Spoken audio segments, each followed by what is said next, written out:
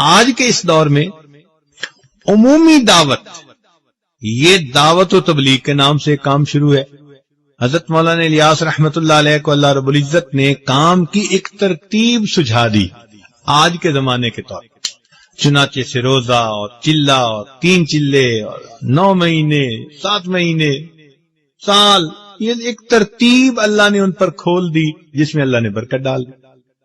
چنانچہ آج عمومی دعوت کا کام اس طرح سے ہو رہا ہے امت کے اندر، لیکن دعوت کو اس میں محصور نہیں کر دینا چاہیے. بات سمجھ رہے ہیں؟ مثال کے طور پر ایک صاحب مجھے کہنے لگے جی آپ کے شیخ بھی کبھی اللہ کے راستے میں نکلے؟ میں نے کہا بھائی وہ تو ہر وقت ہی سفر کرتے رہتے ہیں، ان کا تو گھر کا قیام تھوڑا اور باہر کا سفر زیادہ. نہیں میں پوچھ رہا ہوں اللہ کے راستے میں کبھی نکلے ہیں؟ میں نے پوچھا اللہ کے راستے سے کیا مراد لے رہے ہو؟ کہنے لگا یہ جو جماعت کی ترتیب ہے تو یہ غلطی ہے، کیونکہ حدیث پاک میں نبی اسلام نے ارشاد فرمایا من خرج فی طلب العلم، جو شخص علم کی طلب میں گھر سے نکلتا ہے فہو فی سبیل اللہ، وہ اللہ کے راستے میں ہوتا ہے. تو جب اللہ کے حبیب فرما رہے ہیں کہ جو طالب علم گھر سے علم طلب کرنے کے لیے نکلتا ہے وہ اللہ کے راستے میں ہوتا ہے، تو اس کو پھر جماعت کی ترتیب کے اندر محصور کر دینا یہ پھر غلطی ہے. یہ اکابر کی غلطی نہیں، یہ اس بندے کی غلطی ہے. تو یہ نئے ٹوٹرو ہوتے ہیں نا، رنگ روٹ، پھر اس قسم کی باتیں وہ کرتے ہیں کہ وہ سمجھتے ہیں کہ بس اس ترتیب سے کام کرو گے تو یہ اللہ کا راستہ.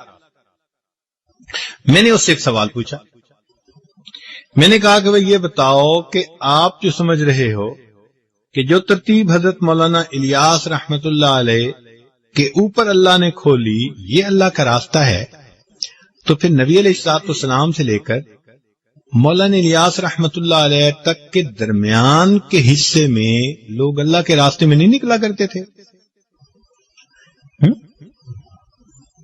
بھئی نبی علیہ الصلوۃ والسلام سے لے کر حضرت مولانا الیاس رحمت اللہ علیہ کے کام کھلنے سے پہلے تک درمیان کی امت بھی تو دعوت کا کام کرتی رہی نا.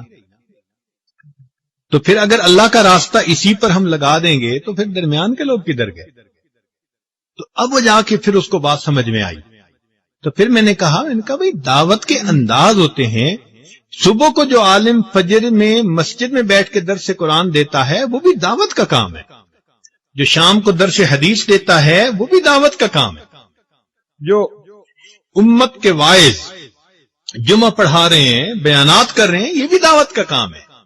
جو مشائخ لوگوں کو اللہ کی طرف بلاتے ہیں یہ بھی دعوت کا کام ہے. یہ انداز ہے مختلف، اس کو محصور نہیں کر لینا چاہیے. ہاں یہ ضرور کہنا چاہیے کہ عمومی دعوت کا کام اللہ رب العزت نے اس وقت جماعت کے ذریعے سے لیا ہے، اور ان کے لیے دعوت یعنی اس کے لیے خود بھی دعا کرنی چاہیے اور جتنا بھی ان کے تعاون ہو وہ کرنا چاہیے.